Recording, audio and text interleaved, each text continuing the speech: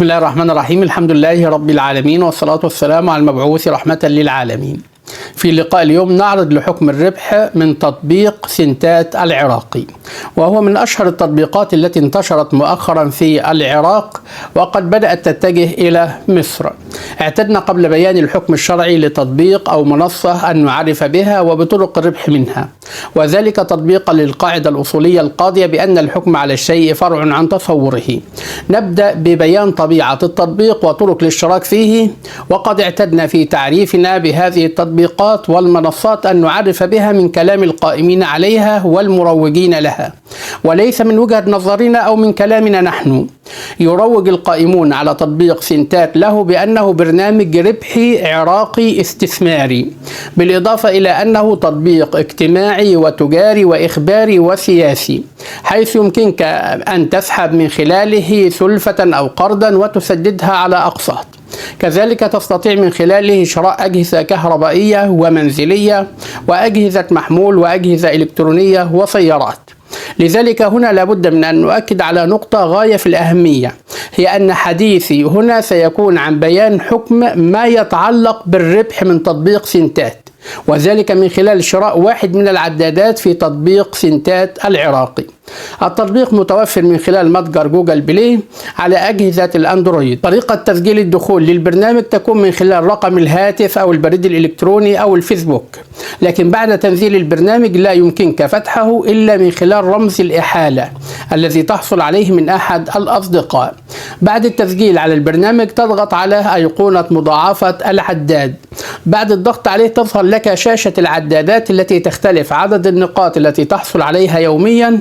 كل عداد مسجل عليه عدد النقاط التي تحصل عليها يوميا. هناك عداد 100,000 نقطة وعداد 10,000 نقطة، وهكذا تتنوع هذه العدادات تبعا لمقدار المال الذي تشتريه به، فكل 5,000 نقطة تتحصل عليها داخل التطبيق من التطبيقات تساوي $1، لكن كانوا يقولون بأن الأسعار ستختلف في العدادات. ولكي تربح المال لابد من أن تشتري واحدا من هذه العدادات. يتم الشراء من خلال بطاقة زين كاش أو ماستر كارد. عند رغبتك في الشراء تضغط على أيقونة شراء التي تظهر في التطبيق، يعرض لك من خلالها قائمة الوكلاء. تختار الوكيل الذي تشتري منه فتظهر لك بياناته وطرق التواصل معه. ترسل له قيمة العداد الذي ترغب الربح منه، ويرسل لك النقاط من خلال رابط الإحالة الموجود بحسابك. بعدها تظهر النقاط في حسابك، ثم تنتقل إلى أيقونة مضاعفة العداد وتضغط على علامة زائد الموجودة في العداد الذي حددت قيمته وقيمة الربح منه. تحصل على الأرباح إذن بناء على قيمة المال الذي اشتريت به. على سبيل المثال إن اشتريت عداد بقيمة $300 تحصل على ربح يومي $1 وربح شهري $30 مدى الحياة، لكن شرط البرنامج أو التطبيق أن تفعل العداد في كل يوم، لأن في كل تفعيلة عداد تحصل على $1. على ذلك يمكننا القول أن الاستثمار في تطبيق سنتات يكون من خلال شراء النقاط وتفعيل عداد النقاط. في أقل من سنة تسترجع رأس مالك كاملا، وتستمر الأرباح مدى الحياة كما يقول المروجون للبرنامج أو للتطبيق. وهذه هي طريقة الاشتراك، والطريقة الأولى من طرق الربح من التطبيق. الطريقة الثانية للربح من التطبيق من خلال رابط الإحالة الذي يظهر لك بعد التسجيل على التطبيق، والذي ترسله للأصدقاء، حيث تحصل على نسبة من أموال وربح كل من اشترك من خلال رابط الإحالة الخاص بك الذي ترسله للمشتركين. هذه هي طرق الربح من التطبيق. هناك طرق مجانية دون دفع أموال، لكن الحصول على الأموال من خلالها بطيء جدا جدا. بعد هذا التعريف الموجز بالتطبيق ننتقل لبيان الحكم الشرعي للاشتراك والربح من تطبيق سنتات. وكلامي هنا أؤكد عليه للمرة الثانية عن حكم الاشتراك والربح من خلال شراء العداد كما نوهنا في أول الحلقة. يمكننا الجزم بأن الربح من خلال دفع المال لشراء واحد من هذه العدادات والربح منه بالطريقة التي بيناها محرم ولا يجوز شرعا. وأنا أعلم أن كلامي هذا لن يعجب الكثير من المشتركين، لا سيما الوكلاء والمتربحون من التطبيق، ورابط الإحالة، وأعلم أن الاتهامات ستكال لنا كيلا مع الكثير من السب والشتم، لكننا عاهدنا الله والمتابعين الكرام الذين وضعوا ثقتهم فينا أننا لا ولن نقول إلا الحق وما يرضي الله عنا، قبل من قبل وأبى من أبى. أما عن أسباب تحريم الاشتراك في تطبيق سنتات فذلك لما اشتمل عليه من مخالفات ومحاذير شرعية يمكن إجمالها فيما يلي. المخالفة الأولى أنه يشترط على من يريد الربح من التطبيق شراء واحد من العدادات، وكلما زاد المال المدفوع في العداد زادت الأرباح العائدة على المشترك. هذا الاشتراك بمال في حد ذاته يتضمن 3 مخالفات شرعية نبهنا عليها في أكثر من لقاء وأكثر من حلقة سابقة. المخالفة الأولى المترتبة على الاشتراك ودفع مال في تطبيق سنتات هي الوقوع في الربا بنوعيه، ربا النسيئة وربا الفضل، حيث أن هذه المعاملة قائمة على مبادلة مال بمال. يدفع العميل المال ليشتري أحد العدادات وليكن عداد 100,000، تجد أن سعره 7,260,000 بما يعادل 5,543 دولار تقريبا. تحصل يوميا على 20 دولار، يعني في الشهر الواحد تحصل 600 دولار، في السنة 7,320 دولار، فتستعيد خلال عام واحد رأس مالك ويزيد ربحك عن 1,777 دولار، هذا خلال عام واحد. يدعي المروجون للتطبيق أن الأرباح تستمر مدى الحياة، فهذه صورة من صور المعاملات اجتمع فيها الربا بنوعيه، ربا الفضل الناتج عن الفرق أو الزيادة الحاصلة بين قيمة الاشتراك أو شراء العداد وتفعيله والأرباح التي حصلت عليها بلا مجهود، حيث إنك دفعت مالا وحصلت عليه مع الزيادة. هذا يعرف عند الفقهاء بربا الفضل وهو محرم. النوع الثاني من أنواع الربا في هذه المعاملة هي ما يعرف بربا النسيئة، الناتج عن الزيادة في المال الناتجة من التأخير في القبض، حيث تدفع على سبيل المثال 5,000 دولار لتحصل على 7,000 دولار في نهاية العام، فهو مال بمال مع الزيادة والتأخير في القبض، وهو ما يعرف عند الفقهاء بربا النسيئة وهو محرم. فإن قال قائل إنما الأموال المودعة التي نشترك بها في التطبيق ولشراء العداد إنما هي قرض من العميل للتطبيق يوظفها التطبيق ويربح منها ويعطي المشترك جزء من الأرباح، نقول له هذا محرم أيضا، لأنه يدخل تحت قول أهل العلم كل قرض جر نفعا فهو ربا.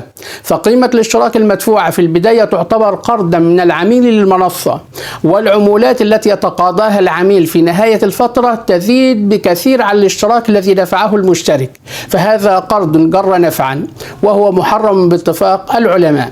فتدخل المعاملة في دائرة الربا، والربا جميعه محرم بالكتاب والسنة وإجماع الأمة. والقاعدة الفقهية في مثل هذه المعاملات تنص على أن العبرة في العقود بالمقاصد والمعاني لا بالألفاظ والمباني. هذه القاعدة تندرج تحت القاعدة الأكبر وهي الأمور بمقاصدها، فالقاعدة تشير إلى أن عقود المعاملات وإن كانت تتم بالألفاظ والمباني لكن المعتبر هو المقصد والنية للمتعاقدين. فالمشترك دفع المال ليحصل عليه بعد زمن بزيادة، فهو ربا محض يسمى في الشرع كما قلنا ربا النسيئة، والربا جميعه سواء ربا الفضل أو ربا النسيئة محرم بالقرآن والسنة وإجماع الأمة. المخالفة الثانية المترتبة على الاشتراك بمال في تطبيق سنتات الوقوع في الغرر المحرم شرعا، حيث أن المشترك يدفع المال للاشتراك في التطبيق، قد يسترد هذا المال ويربح معه مالا أكثر، وقد يخسر ماله بأكمله. من الممكن أن يتوقف التطبيق في أي لحظة كغيره من التطبيقات التي أغرت الناس بالأرباح ونصبت عليهم وأكلت أموالهم.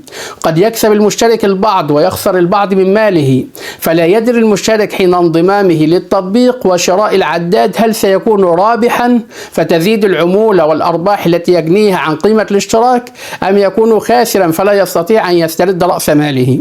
المخالفة الثالثة المترتبة على دفع مال للاشتراك في التطبيق الوقوع في القمار حيث إن المشترك يدفع المال مخاطرا به على أمل الحصول على مبلغ أكبر منه، والأغلب أنه يخسر رأس ماله، وهذا هو القمار المحرم. بينا في أكثر من لقاء أن القاعدة العامة في هذا الباب هي تحريم العمل مع كل منصة أو شركة أو تطبيق يشترط على العميل دفع رسوم اشتراك أو شراء سلعة منه للعمل معه والربح من خلال نظامه. وعلى ذلك فإن أخذ أموال من العميل مقدما لقاء وعد بأرباح مؤجلة يوقع المشترك في الربا والقمار والغرر. الطريقة الثانية من طرق الربح من خلال تطبيق سنتات الربح عن طريق دعوة الأصدقاء، وذلك من خلال إرسالك لرابط الإحالة التي تحصل عليه بعد التسجيل، حيث تحصل على مكافأة من اشتراك كل من سجل من خلال رابط الإحالة الخاص بك في كل مستوى من المستويات التي تحتك. ما يقوم به التطبيق إنما هو من باب التسويق الهرمي الاحتيالي، أو ما يسمونه بالتسويق الشبكي أحيانا، حيث تتبع المنصات والتطبيقات الوهمية للنصب على العملاء ولضمان زيادة أعداد المشتركين بها في وقت قصير نظاما في التسويق لها يعرف بمخططات بونزي، حيث تستخدم أموال المشتركين أو المستثمرين الجدد في هذا النظام لدفع عوائد المستثمرين القدامى السابقين، مما يعطي الانطباع بأن المنصة تقدم أرباحا حقيقية ومستدامة، حيث يتمكن بعض الأشخاص في البداية من سحب أموالهم وأرباحهم، وذلك بغرض بناء الثقة وتحفيز المزيد من المشتركين، فيشجعون أقاربهم وأصدقائهم على الاشتراك ليجنوا الأرباح دون تعب، فكل ما عليهم هو ضغط الزر لتحصل على المال. لكن في الواقع هذه الأرباح وهمية، لأنها تأتي من أموال المشتركين الجدد وليست من أي نشاط اقتصادي حقيقي، وبمجرد أن يتوقف تدفق الأموال الجديدة أو عندما يقرر القائمون على التطبيق التوقف والاختفاء تحدث الصدمة، فيفاجأ المشتركون بإغلاق التطبيق وتتبخر أموالهم، ويبقى أكثر المشتركين دون استرداد لأموالهم باستثناء هذه القلة القليلة من أوائل من اشتركوا، فهؤلاء رابحوا أموالهم وجزءا من أموال من أغروهم بالاشتراك من خلالهم، وتبقى البقية الكبرى من المشتركين هي الخاسرة.